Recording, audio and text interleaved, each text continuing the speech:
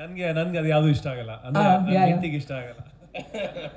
In fact ನೀವು ಇನ್ನೂ ಸ್ವಲ್ಪ ಇವತ್ತು ಲೇಟ್ ಆಗಿ ಬಂದ್ರೆ ನಾವು ಏನು ಬೇಜಾರು ಮಾಡ್ಕೋತಿಲ್ಲ, ಪಾಪ ಪರ್ಮಿಷನ್ ತಗೊಂಡ್ ಬರೋದು ಎಲ್ಲ ತೊಂದರೆ ಇರುತ್ತೆ. ಹೌದು. ಎಲ್ಲಿಗೂ ನಮಸ್ಕಾರ. ಸಂಕ್ರಾಂತಿ ಹಬ್ಬದ ಶುಭಾಶಯಗಳು. ನಿನ್ನೆ ಎಲ್ಲ ಚೆನ್ನಾಗಿದೆ ಅಂತ ಅನ್ಕೊಂಡಿದ್ದೀನಿ.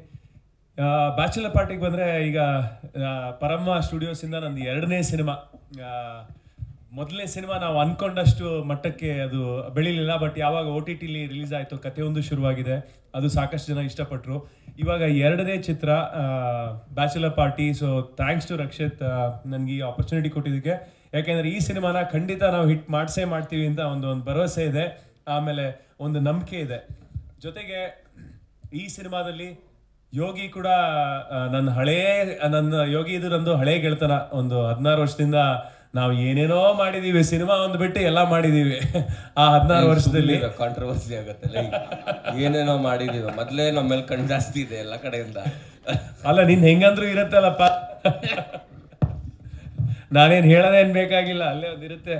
ಸೊ ಎನಿವೆ, ಸೊ ಮತ್ತೆ ನಾನು ಯೋಗಿ ಜೊತೆ ಸಿನಿಮಾ ಮಾಡ್ತಾ ಇದೀನಿ ಅಂದಾಗ ನನ್ಗೆ ಖುಷಿ ಆಯಿತು. ಆ್ಯಂಡ್ ಅಫ್ಕೋರ್ಸ್ ರಿಷಬ್ ಮಾಡಬೇಕಾಗಿತ್ತು, ಅದು ಒಂಥರದಲ್ಲಿ ಒಳ್ಳೇದೇ ಆಯಿತು. ಯಾಕೆಂದರೆ ರಿಷಬ್ ಮಾಡಿದರೆ ಬಹುಶಃ ಈ ಸಿನಿಮಾ ಯಾವ ಮಟ್ಟಕ್ಕೆ ಹೋಗ್ತಾ ಇತ್ತೋ ಏನೋ ಗೊತ್ತಿಲ್ಲ. ಯೋಗಿ ಮಾಡಿದ್ದು ನಮಗಿನ್ನ ಸಂತೋಷ ಆಯಿತು, ಬಿಕಾಸ್ ತುಂಬ ಕಂಫರ್ಟಬಲ್ ಆಗಿದ್ವಿ ನಾನು ಯೋಗಿ. ಯಾಕೆಂದರೆ ಒಂದು ಗೆಳೆತನ ಇತ್ತು, ಆಮೇಲೆ ಜೊತೆಗೆ ನಾವು ಆ ಸ್ಕ್ರೀನ್ ಫಸ್ಟ್ ಟೈಮ್ ಶೇರ್ ಮಾಡ್ತಾ ಇದ್ದಿರಲಿ. ಜೊತೆಗೆ ನಾವು ಡೈಲಾಗ್ ಕೂಡ ಅಷ್ಟೇ, ಯೋಗಿ ನೀನು ಈ ಡೈಲಾಗ್ ನೀನೇ ಹೇಳೋ, ಪರವಾಗಿಲ್ಲ ಇದು ನಾನು ಬೇಡ ನೀನೇ ಹೇಳು ಅಂತ, ಆ ಥರ ಒಂದು ಆ ಫ್ರೆಂಡ್ಶಿಪ್ ಇತ್ತು. ಸೊ ಹಾಗಾಗಿ ತುಂಬ ಸಲೀಸಾಗಿ ಸಿನಿಮಾನ ನಾವು ಇದು ಮುಗಿಸ್ಕೊಟ್ಟಿದ್ವಿ. ಇನ್ನು ಅಭಿಜಿತ್ ಕೇಳಬೇಕು ನಾವೇನು ಚೆನ್ನಾಗಿ ಮಾಡಿದೀವ ಇಲ್ಲ ಅಂತ.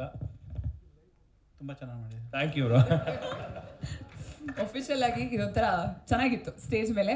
ಬಟ್ ಪ್ರೊಡ್ಯೂಸರ್ ಬಗ್ಗೆ ಹೇಳೋದಾದ್ರೆ, ಎಸ್, ಅದೇ ಹೇಳಿದ್ನಲ್ಲ ರಕ್ಷಿತ್ಗೆ, ಅದೇ ನಮ್ಮದು known Rakshit for a long time. So ನನ್ನ ಮೇಲೆ ಪರಮ ಸ್ಟುಡಿಯೋಸಿಂದ ಸಾಕಷ್ಟು, ಅಂದರೆ ಯಾವುದೇ ಕತೆ ಬಂದ್ರೂ ಒಂದ್ಸತಿ ದಿಗಂತನ ಹಾಕೊಂಡು ಮಾಡೋಣ ಅನ್ನೋ ಒಂದು ಯೋಚನೆ ಅವರಲ್ಲಿದೆ. ಅದಕ್ಕೆ ನಾನು ತುಂಬ ಥ್ಯಾಂಕ್ಸ್. ಸಾಕಷ್ಟು ಸಿನಿಮಾ ಒಳ್ಳೊಳ್ಳೆ ಕತೆ ಬಂದಾಗ ಅವರು ನನ್ನ ಬಗ್ಗೆ ಯೋಚನೆ ಮಾಡಿದ್ದಾರೆ ದಿಗಂತನ ಹಾಕೊಳ್ಳೋಣ ಅಂತ.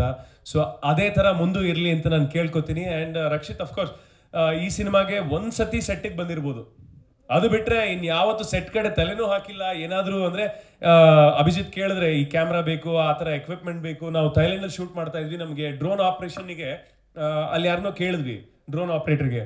So he was really expensive. So ಅವಾಗ ರಕ್ಷಿತ್ ಏನು ಹೇಳಿದ್ರು, ಹೊಸ ಡ್ರೋನೇ ತೊಗೊಂಡ್ಬಿಡ್ರು, ನೀವೇ ಆಪ್ರೇಟ್ ಮಾಡಿ ಅಂತ. ಹೊಸದು ಒಂದಲ್ಲ 2 ತೊಗೊಂಡು ಆಪ್ರೇಟ್ ಮಾಡಿದೀವಿ ನಾವು.